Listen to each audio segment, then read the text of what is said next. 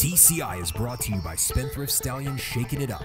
Brilliant Grade 1 winning 3-year-old and a spitting image of Midnight Loot. New for 2015.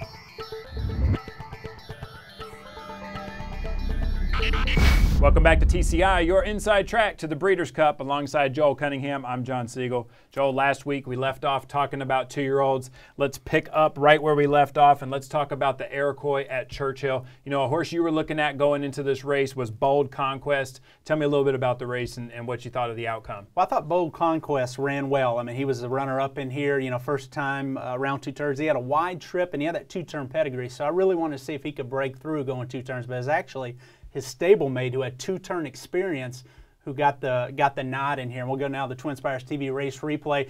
You know, Mr. Z set the pace in here as your favorite, but you see him backing out of it here. I think he's more of a 1-turn type colt. I thought that going in, and he obviously ran that way. The pace was slow, and Lucky Player got the tactical advantage, stalking Mr. Z, kicking on here. They finished pretty fast relative to the early pace being slow, John. You see Bold Conquest, the big colt here on the outside, just can't go by here. Hashtag Bourbon runs a good third in here. He got in a little trouble getting out, you know, at the 8th pole. However, he did have a good inside tracking trip. So I don't know how good of a race this is. You know, I thought the first 3 colts ran okay, but for me right now, not good enough to include them in the TCI top 5. All right, well, let's move right now then to the fillies, and let's take a look at the Pocahontas. You know, Take Charge Brandy was a horse that you were a little concerned. Was she off form? Tell me, what did you think of her performance in there? I think she's off form. I mean, I think she ran bad against a group that, you know, frankly, the fact that she liked that track, you know, a pedigree to run all day, first time 2 turns, I really thought this race was set up for hers to win if she was in form.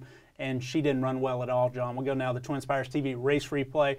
We'll hit the play button, and already she's backing out of it. She can't even catch the front runner here, who ran a pretty good race, you know, and that's Christina's Journey. She kicks on here, a daughter of Any Given Saturday, broke her maiden Ellis, 2 for 2 now. She looks like she obviously has some potential and quality. I mean, she goes clear of this entire group, but I just don't know how strong of a race this was. I got an 87 Brisnet number, which isn't bad. The Colts and the Iroquois got a 90 Lucky Player winning there. So Christina's Player, I think, is the one to take away from this race, but she got a very easy front-running trip. I mean, they go 3/4 and 14 and change, John, and of course she's going to kick home from there, but very disappointing for Take Charge Brandy. Well, JC, let's reveal a TCI top 5 for the Juvenile Fillies, and let's see if Christina's Journey did enough to get on that list.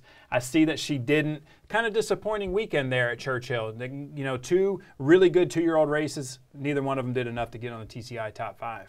Yeah, and you know, a horse like Lucky Player gets points now for the Kentucky Derby picture next year. And, you know, horse for course at Churchill is very important. So these horses can develop into Oaks and Derby types next year. Certainly, Christina's Journey did nothing wrong. She's 2 for 2. We talked about that. However, when I'm looking at Breeders' Cup Juvenile Fillies, again, I'm trying to project the top fillies around 2 turns with that upside to be good, you know, in November, or rather it's October 31st in this case for the Juvenile Fillies.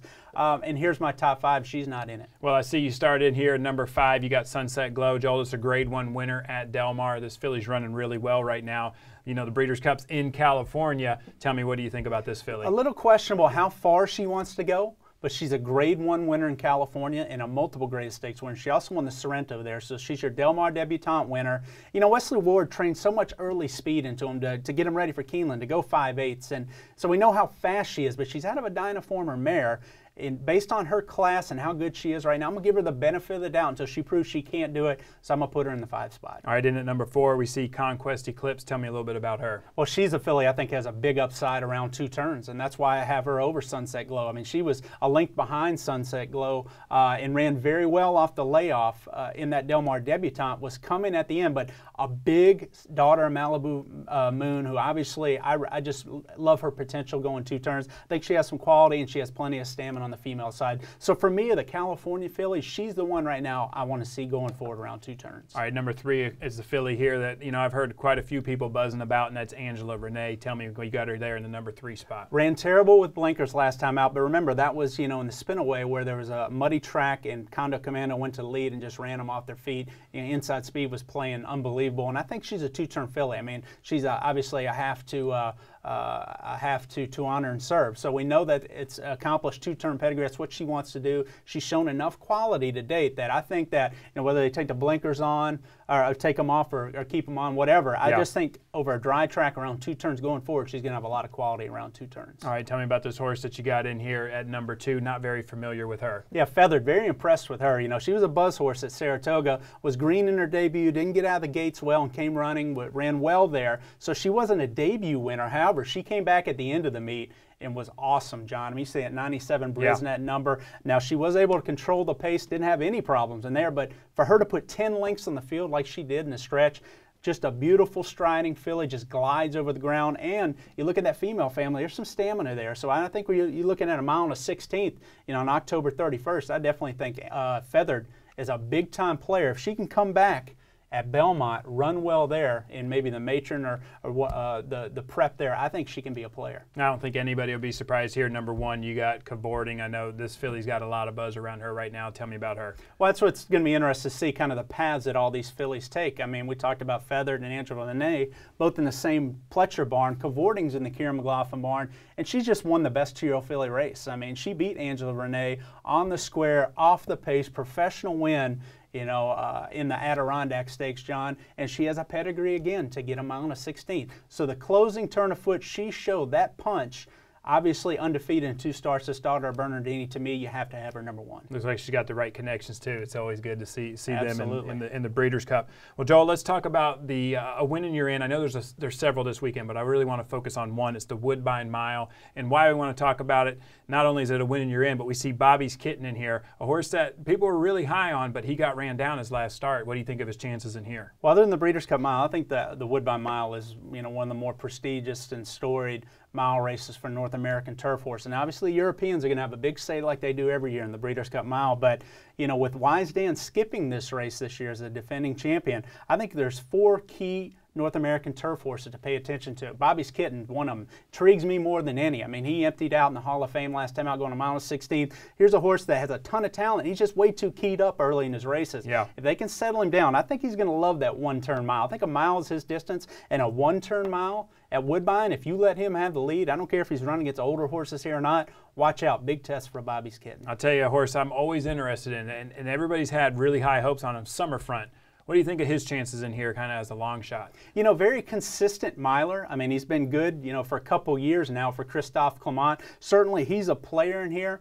I personally think he might be just a tick below some of the best in here, but Summerfront certainly a contender for Christophe Clement. And if he runs big in here, well, he already has experience running in California. He could be one of the North American horses going for the Breeders' Cup Mile. All right, you think Bobby's Kitten's going to get it done, or do you think there'll be another horse in here?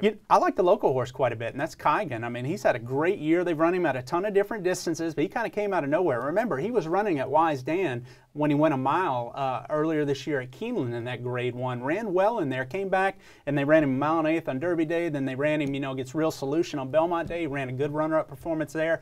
He had a good local prep win last time out at 7/8. Now him going a mile, I think that's what he wants to do. From off the pace, watch out. Here's Wise Dan. Kygan, I think, is a horse that you have to watch out for this race. And I also think Jack Milton's another horse. And he has the same connection, same owner group as Kygan in here, and everybody remembers he started his year off in New York with a dominating victory. He looked like he could be one of North America's top milers. Sort of tailed off when they tried to ship him to California. Be interested to see if he can get it back on track here in the Woodbine Mile. Proved to be one of North America's top milers headed towards the Breeders' Cup. Hey, for all the Wise Dan fans out there, no need to worry. They're going to skip this race. The horse is just coming off of surgery. Yeah. Huge performance. They're going to skip this race. We'll see him at Keeneland. That's going to be a big race, too. Yeah, grade 1 at Keeneland. You'll see a lot of these in here. I mean, Kygan, horse that, again, ran second to him, ran well that day. Nobody knew who he was.